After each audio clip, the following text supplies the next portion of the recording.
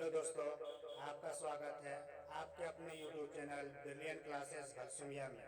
तो आज हम लोग देखने वाले हैं फिजिक्स के 20 अति महत्वपूर्ण प्रश्नों को, जो कि आपके एग्जाम में बहुत ही ज़्यादा सहायता करने वाला है। तो चलिए, अगर आप मेरे चैनल पर नए हैं तो इसे सब्सक्राइब जरूर करें और हमसे जुड़ जाएं। क्वेश्चन नंबर 1, प्रकाश के परावर्तन के कितने नियम होते हैं? तो प्रकाश के परावर्तन के दो नियम होते हैं। प्रकाश के परावर्तन के दो नियम होते हैं। आपतित किरण, परावर्तित किरण एवं अभिलंब तीनों एक ही तल में होता है। दूसरा नियम आपतन कोण परावर्तन कोण के बराबर होता है। तो प्रकाश के परावर्तन के कितने नियम? तो दो नियम। प्रकाश के अपवर्तन के भी कितने नियम? तो दो नियम। चलिए दूसरा क्वेश्चन, एक प्रकाश किरण एक समतल दर्पण पर लंबवत आपतित होती है तो परावर्तन कोण का मान कितना डिग्री होता है? तो परावर्तन कोण का मान 0 डिग्री होता है। ऑप्शन नंबर 1 0 डिग्री होता है। एक प्रकाश किरण एक समतल दर्पण पर लंबवत आपतित होती है ना, तो परावर्तन कोण का मान कितना डिग्री? परावर्तन कोण का मान 0 डिग्री। चलिए क्वेश्चन नंबर 3, किसी समतल दर्पण की फोकस दूरी का मान कितना होता है? तो समतल दर्पण की फोकस दूरी का मान कितना होता है? अनंत होता है। ऑप्शन नंबर बी, किसी समतल दर्पण की फोकस दूरी या वक्रता त्रिज्या का मान पूछे समतल दर्पण में तो अनंत होता है।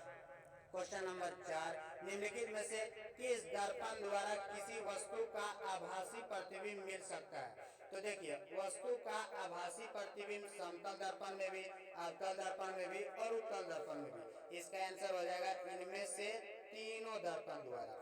तो समतल दर्पण, अवतल दर्पण, उत्तल दर्पण तीनों दर्पण द्वारा आभासी प्रतिबिंब बनता है। लेकिन अवतल दर्पण में आभासी के साथ साथ वास्तविक प्रतिबिंब भी बनता है। अवतल दर्पण में 5 स्थितियों में वास्तविक प्रतिबिंब और 2 स्थिति में आभासी प्रतिबिंब बनता है। समतल दर्पण एकमात्र ऐसा दर्पण है जिसमें प्रतिबिंब हमेशा आभासी के साथ साथ वस्तु के बराबर बनता है, जबकि उत्तल दर्पण एकमात्र ऐसा दर्पण है जिसमें प्रतिबिंब आभासी के साथ साथ वस्तु से छोटा बनता है, जबकि अवतल दर्पण एकमात्र ऐसा दर्पण है जिसमें प्रतिबिंब आभासी के साथ साथ वस्तु से बड़ा बनता है। चलिए क्वेश्चन नंबर 5, वस्तु से बड़ा और आभासी प्रतिबिंब किस दर्पण में बनता है? तो अभी बताएं, अवतल दर्पण। अवतल दर्पण ही एकमात्र ऐसा दर्पण है जिसमें प्रतिबिंब आभासी के साथ साथ वस्तु से बड़ा भी बनता है। क्वेश्चन नंबर 6, गोली दर्पण के ध्रुव और फोकस के बीच की दूरी को क्या कहते हैं? तो गोली दर्पण के ध्रुव और फोकस के बीच की दूरी को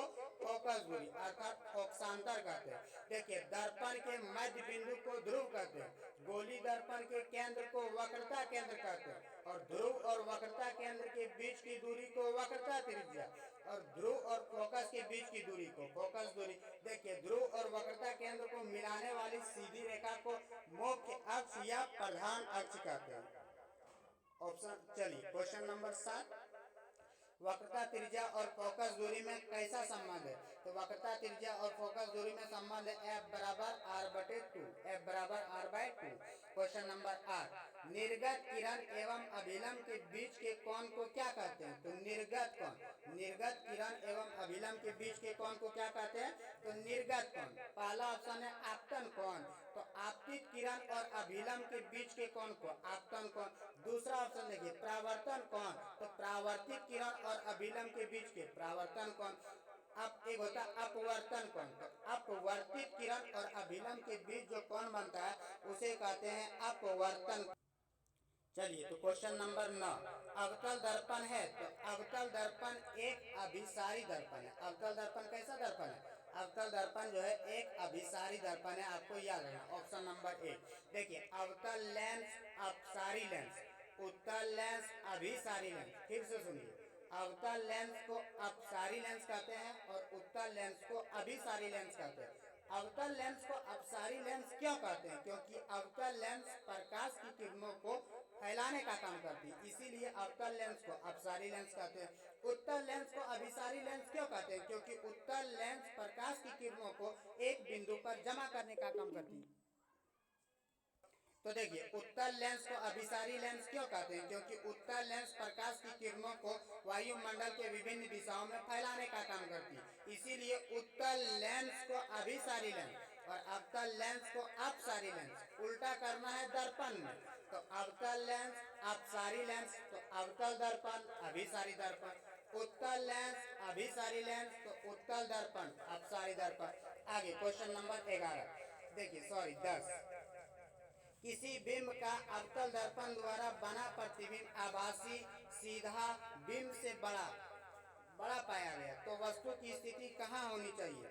तो वस्तु की स्थिति जो होगा तो ये आपका हो जाएगा दर्पण के ध्रुव और फोकस के बीच, दर्पण के ध्रुव और फोकस के बीच। Option number 4, option number 4। तो देखिए अवतल दर्पण में जो है अर्थात जब वस्तु दर्पण के ध्रुव और फोकस के बीच वस्तु रहेगा ना तो प्रतिबिंब दर्पण के पीछे बनेगा, आभासी बनेगा, सीधा बनेगा और वस्तु से बड़ा बनेगा।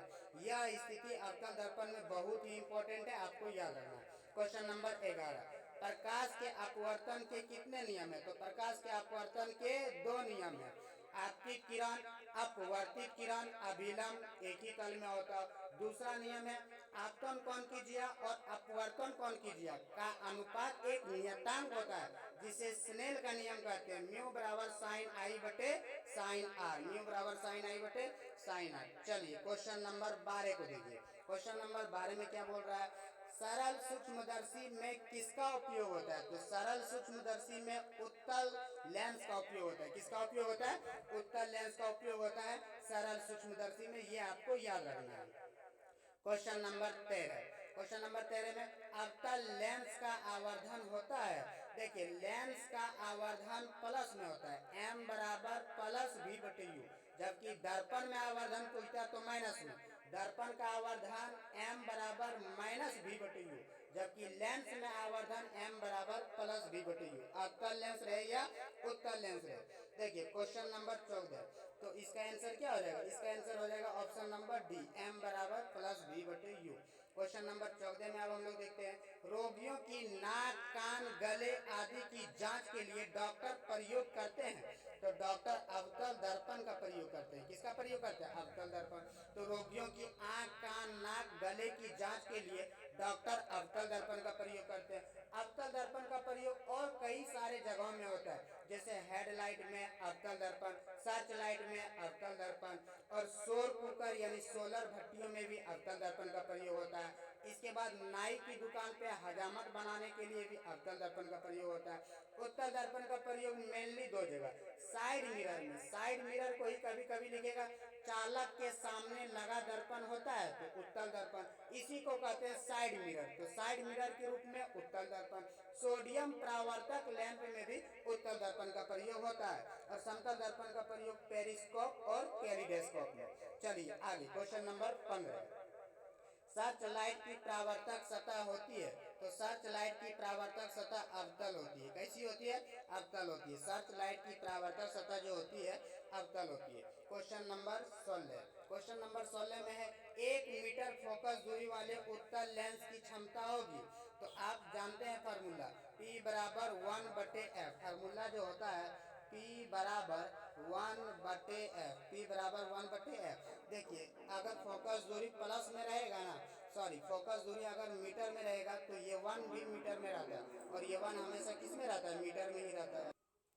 चलिए तो क्वेश्चन नंबर 16 में थे हम लोग 1 मीटर फोकस दूरी वाले उत्तल लेंस की क्षमता होती है तो ये हो जाएगा आपका 1 डायोप्टर। क्या हो जाएगा? 1 डायोप्टर। चलिए क्वेश्चन नंबर 17, उत्तल लेंस द्वारा बना प्रतिबिंब होता है। तो उत्तल लेंस द्वारा बना प्रतिबिंब वास्तविक और उल्टा होता है, वास्तविक और उल्टा होता है। उत्तल लेंस द्वारा बना प्रतिबिंब कैसा होता है? क्वेश्चन नंबर 18, निम्न में से कौन सा पदार्थ लेंस बनाने के लिए प्रयुक्त नहीं किया जाता है? तो लेंस बनाने में मिट्टी का उपयोग नहीं किया जाता है। लेंस पारदर्शक पदार्थ का वह टुकड़ा है जो 2 निश्चित ज्यामितीय सतह से घिरा होता है। देखिए लेंस में अपवर्तन की क्रिया होती है, दर्पण में परावर्तन की क्रिया होती है। लेंस में अपवर्तन की क्रिया, दर्पण में परावर्तन की क्रिया, और लेंस बनाने में मिट्टी का प्रयोग नहीं किया जाता है। क्वेश्चन नंबर 19, उत्तल लेंस में आवर्धित तथा काल्पनिक प्रतिबिंब बनता है जब वस्तु होती है, तो जब वस्तु फोकस और लेंस के बीच होता है। उत्तल लेंस में जब वस्तु फोकस और लेंस के बीच होता है ना तो प्रतिबिंब काल्पनिक बनता है और वस्तु से बड़ा बनता है यानी कि आवर्धित बनता है। तो इसका आंसर क्या हो जाएगा? फोकस तथा लेंस के बीच, फोकस तथा लेंस के बीच। क्वेश्चन नंबर 20 को देखेंगे। हजामत बनाने के लिए किस दर्पण का उपयोग किया जाता है? अवतल दर्पण बता चुके हैं। हजामत बनाने के लिए कौन सा दर्पण का उपयोग? अवतल दर्पण। हेडलाइट में अवतल दर्पण, सर्च लाइट में अवतल दर्पण, सोडियम परावर्तक लैंप में उत्तल दर्पण, साइड मिरर में उत्तल दर्पण।